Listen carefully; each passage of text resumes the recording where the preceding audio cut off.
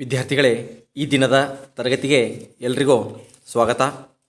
ನೀವು ಕಳೆದ ತರಗತಿಯಲ್ಲಿ ಭಾರತದ ವಿದೇಶಾಂಗ ನೀತಿ ಈ ಒಂದು ಪಾಠದ ಬಗ್ಗೆ ಅಧ್ಯಯನವನ್ನು ಮಾಡಿದ್ದೀರಿ. ಈಗ ಆ ಒಂದು ಪಾಠದ ಪುನರಾವರ್ತನೆಯನ್ನು ಮಾಡೋಣ. ಯಾವುದೇ ಒಂದು ರಾಷ್ಟ್ರ ಅನ್ಯ ರಾಷ್ಟ್ರಗಳೊಡನೆ ವ್ಯವಹರಿಸುವಾಗ ಅನುಸರಿಸುವ ನೀತಿಯನ್ನು ವಿದೇಶಾಂಗ ನೀತಿ ಎಂದು ಕರೆಯುತ್ತೇವೆ. ಒಂದು ರಾಷ್ಟ್ರ ಯಾವುದೇ ಬಗೆಯಲ್ಲಿ ಆಂತರಿಕವಾಗಿಯೇ ಆಗಲಿ ಅಥವಾ ಬಾಹ್ಯವಾಗಿಯೇ ಆಗಲಿ ಇತರೆ ರಾಷ್ಟ್ರಗಳಿಗೆ ಅಧೀನವಾಗಿರದೆ ಸ್ವತಂತ್ರವಾಗಿರುವುದನ್ನು ಸಾರ್ವಭೌಮ ಅಥವಾ ಪರಮಾಧಿಕಾರವುಳ್ಳ ರಾಷ್ಟ್ರ ಎಂದು ಕರೆಯುತ್ತೇವೆ. ಭಾರತವು ಪ್ರಭಾವಶಾಲಿ ರಾಷ್ಟ್ರವಾಗಿ ವಿಶ್ವಮಾನ್ಯತೆಯನ್ನು ಪಡೆದಿದೆ. ಅದಕ್ಕೆ ಹಲವಾರು ರೀತಿಯಾದಂಥ ಅಂಶಗಳು ಪುಷ್ಟೀಕರಿಸುತ್ತವೆ.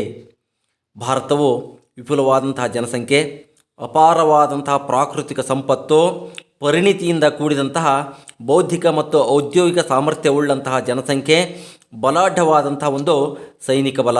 ಭಾರತದ ವಿದೇಶಾಂಗ ನೀತಿಯ ಪ್ರಮುಖ ಉದ್ದೇಶಗಳು: ರಾಷ್ಟ್ರದ ಭದ್ರತೆ, ರಾಷ್ಟ್ರದ ಆರ್ಥಿಕ ಸಂವರ್ಧನೆ, ನಮ್ಮ ದೇಶದ ಸಾಂಸ್ಕೃತಿಕ ಮೌಲ್ಯಗಳನ್ನು ಬೇರೆ ದೇಶದಲ್ಲಿ ಹರಡುವುದು, ಮಿತ್ರ ರಾಷ್ಟ್ರಗಳನ್ನು ಹೆಚ್ಚಿಸಿಕೊಂಡು ವಿರೋಧಿ ರಾಷ್ಟ್ರಗಳನ್ನು ಹತ್ತಿಕ್ಕುವುದು, ವಿಶ್ವಶಾಂತಿ ಮತ್ತು ಸಹಬಾಳ್ವೆಯನ್ನು ಸಾಧಿಸುವುದು. ಭಾರತದ ವಿದೇಶಾಂಗ ನೀತಿಯನ್ನು ನೆಹರೂರವರ ವಿದೇಶಾಂಗ ನೀತಿ ಎಂದು ಕರೆಯುತ್ತಾರೆ. ಏಕೆಂದರೆ ಸ್ವತಂತ್ರ ಭಾರತದ ಮೊದಲ ಪ್ರಧಾನಮಂತ್ರಿಯಾದಂಥ ಜವಾಹರ್ಲಾಲ್ ನೆಹರೂರವರು ಪ್ರಧಾನಮಂತ್ರಿ ಹುದ್ದೆಯ ಜೊತೆಗೆ ವಿದೇಶಾಂಗ ನೀತಿಯ ಖಾತೆಯನ್ನು ಸಹ ಸಮರ್ಥವಾಗಿ ನಿಭಾಯಿಸಿದರು. ಇನ್ನು ಪಂಚಶೀಲ ತತ್ವಗಳು ಯಾವುವು?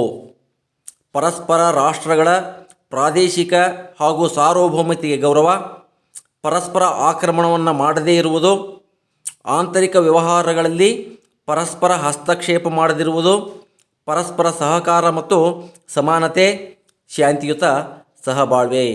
ಇವು ನಮ್ಮ ದೇಶದ ವಿದೇಶಾಂಗ ನೀತಿಯ ತಳಹದಿ ಎಂದು ಕರೆಯಬಹುದು. ಈ ಪಂಚಶೀಲ ತತ್ವಗಳಿಗೆ ಚೀನಾದ ಪ್ರಧಾನಿಯಾದಂತಹ ಚೌ ಎನ್ ಲಾಯ್ ಮತ್ತು ಭಾರತದ ಪ್ರಧಾನಿಯಾದಂತಹ ಜವಾಹರ್ಲಾಲ್ ನೆಹರು ಇವರಿಬ್ಬರ ಮಧ್ಯ ಪರಸ್ಪರ ಅಂತಾರಾಷ್ಟ್ರೀಯ ಸಂಬಂಧ ವೃದ್ಧಿಗಾಗಿ 5 ತತ್ವಗಳನ್ನು ಅಳವಡಿಸಿಕೊಂಡು ಅವುಗಳಿಗೆ ಸಹಿಯನ್ನು ಮಾಡಿದರು. ಅವುಗಳನ್ನೇ ನಾವು ಪಂಚಶೀಲ ತತ್ವಗಳೆಂದು ಕರೆಯುತ್ತೇವೆ. ಅಲಿಪ್ತ ನೀತಿ ಎಂದರೇನು? ಪ್ರಪಂಚದ 2 ಬಣಗಳ ಆಚೆಗೆ, ಅಂದರೆ ಅಮೇರಿಕ ಸಂಯುಕ್ತ ಸಂಸ್ಥಾನ ಮತ್ತು ಸೋವಿಯತ್ ರಷ್ಯಾ, ಈ 2 ಬಣಗಳ ಆಚೆಗೆ ನಿಂತು ಸ್ವತಂತ್ರವಾದಂಥ ಅಭಿಪ್ರಾಯವನ್ನು ವ್ಯಕ್ತಪಡಿಸುವಂತಹ ಒಂದು ನೀತಿಯನ್ನೇ ನಾವು ಅಲಿಪ್ತ ನೀತಿ ಎಂದು ಕರೆಯುತ್ತೇವೆ. ಭಾರತವು ವಸಾಹತುಶಾಹಿತ್ವವನ್ನು ವಿರೋಧಿಸುತ್ತದೆ. ಕಾರಣಗಳೇನು?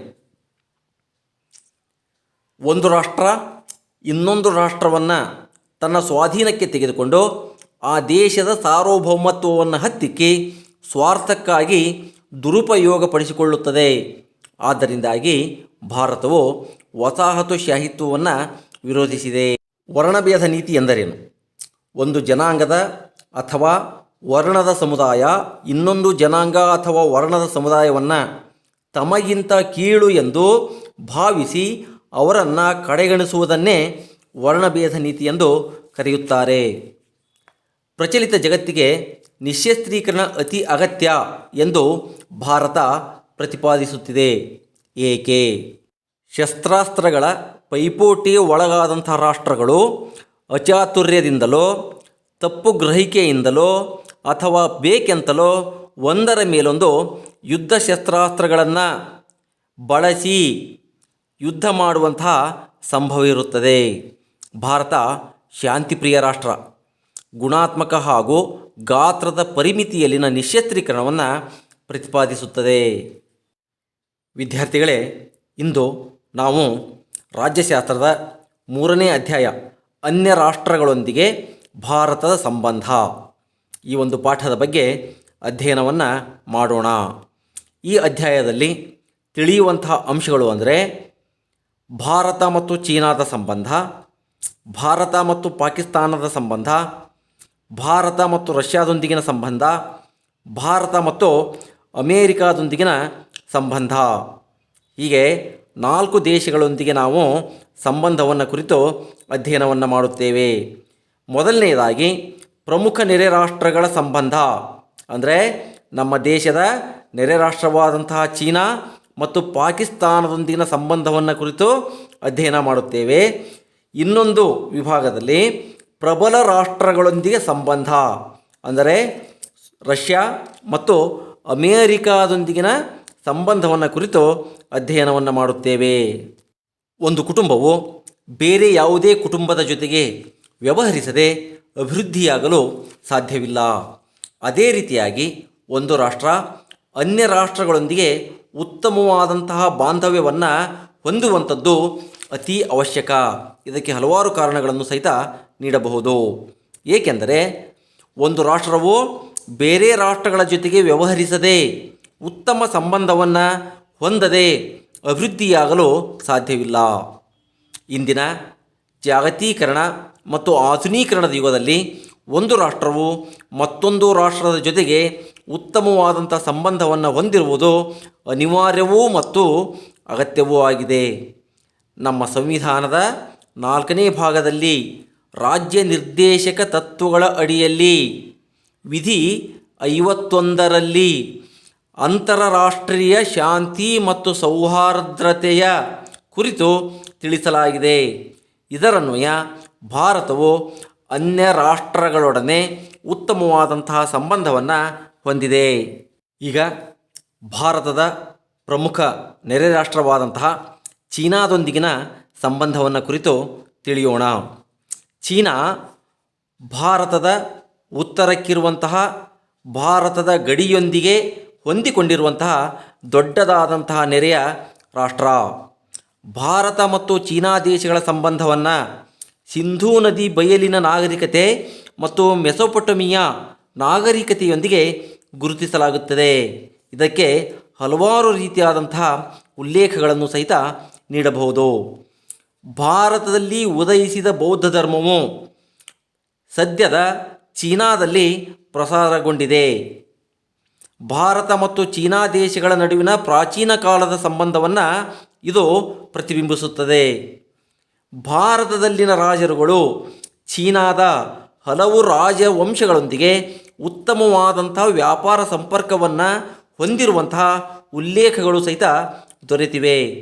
ಭಾರತ ಮತ್ತು ಚೀನಾ ದೇಶಗಳ ನಡುವಿನ ವ್ಯಾಪಾರ ಸಂಬಂಧವನ್ನು ಕೌಟಿಲ್ಯನ ಅರ್ಥಶಾಸ್ತ್ರದಲ್ಲಿ ಚೀನಾದ ರೇಷ್ಮೆಯ ಬಗ್ಗೆ ಉಲ್ಲೇಖಿತವಾಗಿರುವುದರ ಮೂಲಕ ತಿಳಿದುಕೊಳ್ಳಬಹುದು.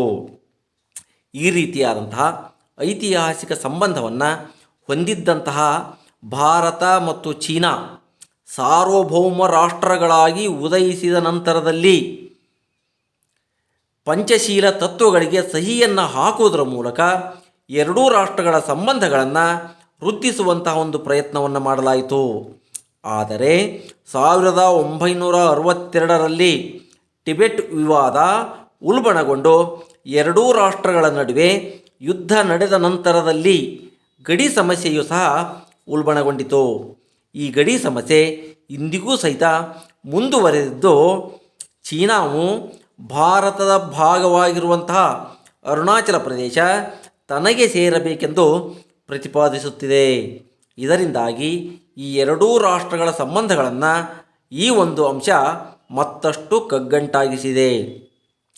ಭಾರತ ಮತ್ತು ಚೀನಾ ನಡುವೆ ಗಡಿ ವಿವಾದ ಇದ್ದರೂ ಸಹ ಎರಡೂ ರಾಷ್ಟ್ರಗಳ ನಡುವೆ ದ್ವಿಪಕ್ಷೀಯ ರಾಯಭಾರ ಸಂಬಂಧಗಳು ನಿರಂತರವಾಗಿ ಮುಂದುವರೆದಿವೆ.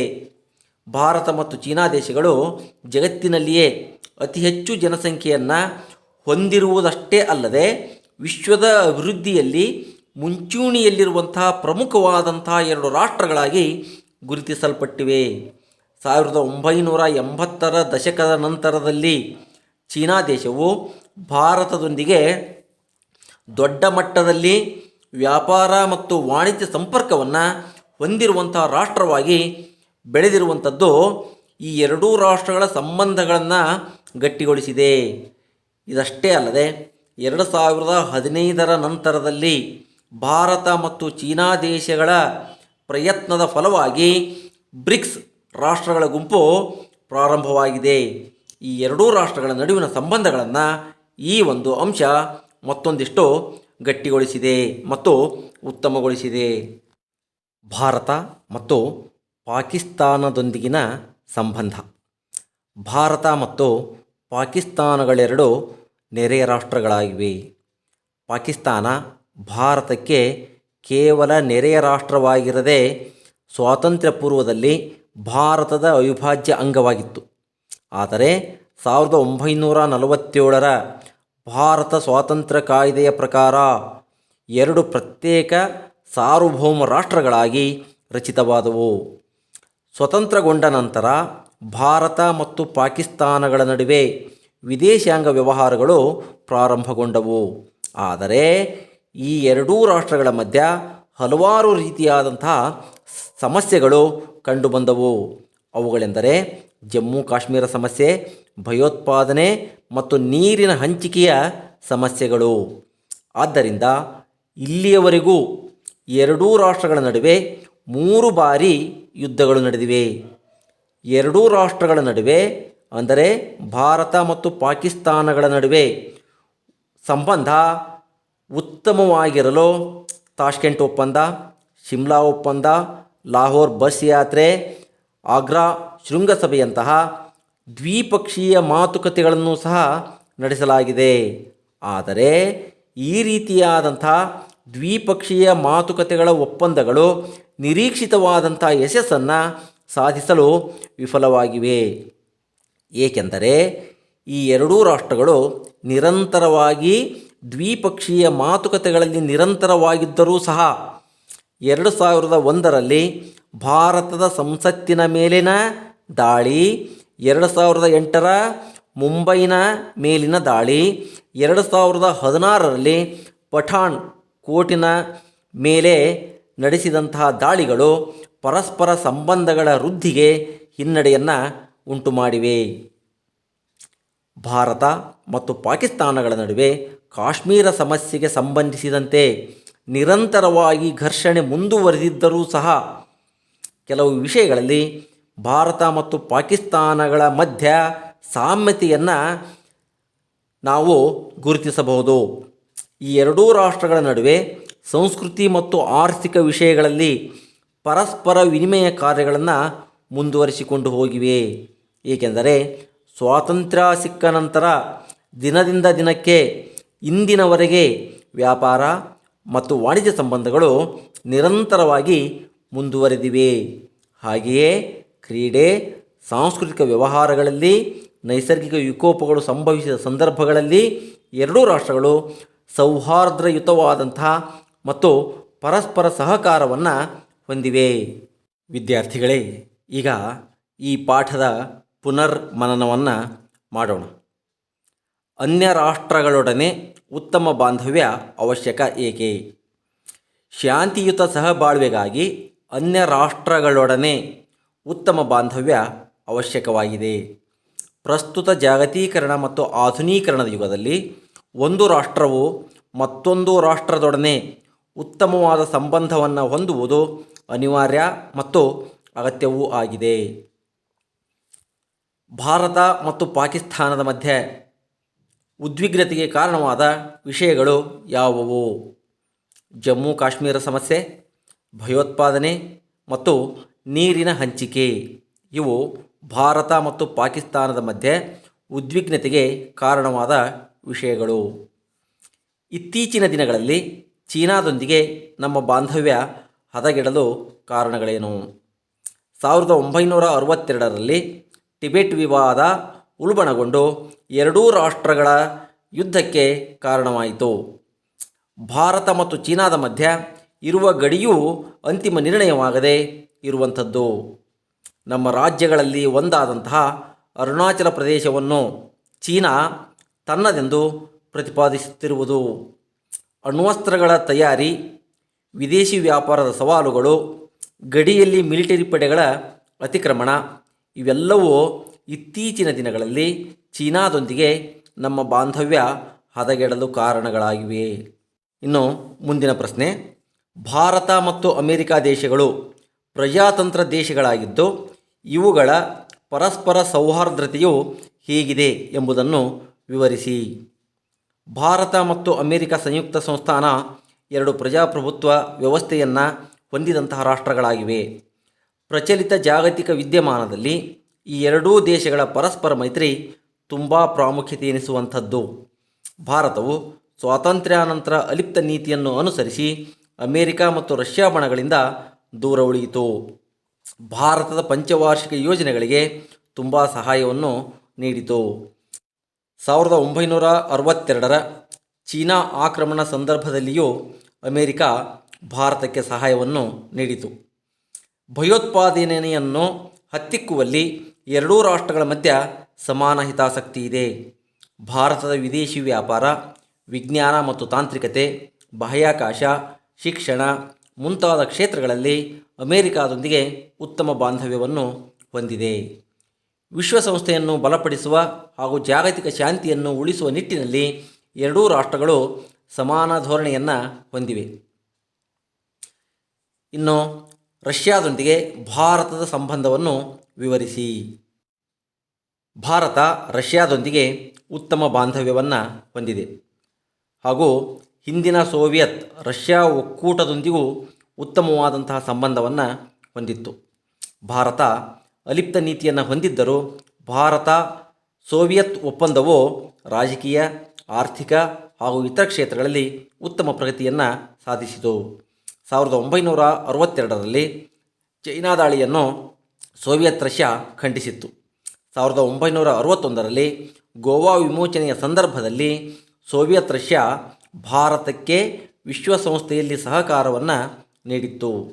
1966ರ ತಾಷ್ಕೆಂಟ್ನಲ್ಲಿ ಭಾರತ ಮತ್ತು ಪಾಕಿಸ್ತಾನಗಳ ಮಧ್ಯ ಒಪ್ಪಂದಕ್ಕೆ ರಷ್ಯಾ ಸಹಕರಿಸಿತು.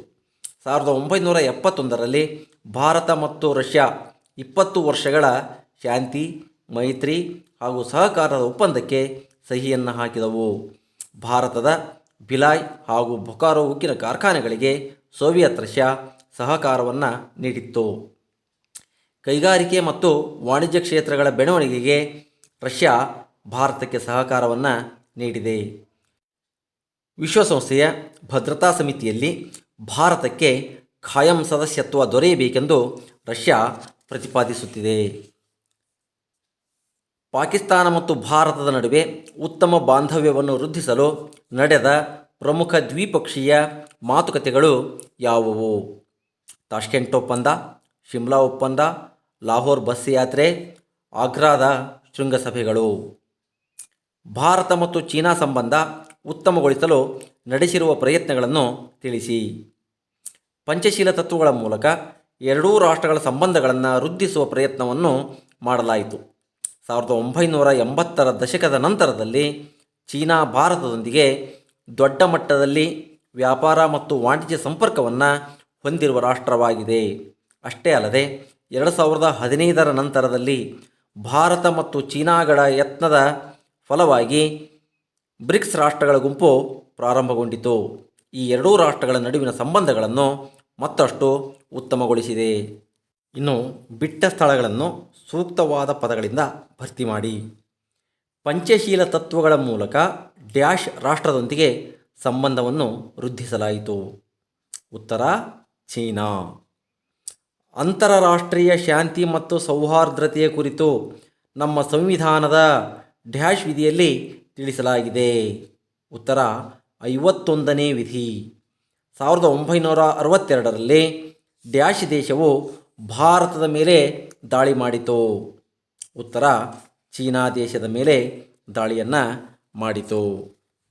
ವಿದ್ಯಾರ್ಥಿಗಳೇ, ಈಗ ನಿಮಗೆ ಗೃಹ ಕಾರ್ಯವನ್ನು ನೀಡುತ್ತೇನೆ. ಮಾಡಿಕೊಂಡು ಬಂದು ನಿಮ್ಮ ಶಿಕ್ಷಕರಿಗೆ ತೋರಿಸಿ. ಅನ್ಯ ರಾಷ್ಟ್ರಗಳೊಂದಿಗೆ ಉತ್ತಮ ಬಾಂಧವ್ಯ ಅವಶ್ಯಕ ಏಕೆ? ಎರಡನೇ ಪ್ರಶ್ನೆ, ಭಾರತ ಮತ್ತು ಪಾಕಿಸ್ತಾನದ ಮಧ್ಯೆ ಉದ್ವಿಗ್ನತೆಗೆ ಕಾರಣವಾದ ವಿಷಯಗಳು ಯಾವುವು? ಮೂರನೇ ಪ್ರಶ್ನೆ, ಇತ್ತೀಚಿನ ದಿನಗಳಲ್ಲಿ ಚೀನಾದೊಂದಿಗೆ ನಮ್ಮ ಬಾಂಧವ್ಯ ಹದ ಇಡಲು ಕಾರಣಗಳೇನು? ನಾಲ್ಕನೇ ಪ್ರಶ್ನೆ, ಭಾರತ ಮತ್ತು ಅಮೆರಿಕ ದೇಶಗಳು ಪ್ರಜಾತಂತ್ರ ದೇಶಗಳಾಗಿದ್ದು ಇವುಗಳ ಪರಸ್ಪರ ಸೌಹಾರ್ದತೆಯು ಹೇಗಿದೆ ಎಂಬುದನ್ನು ವಿವರಿಸಿ.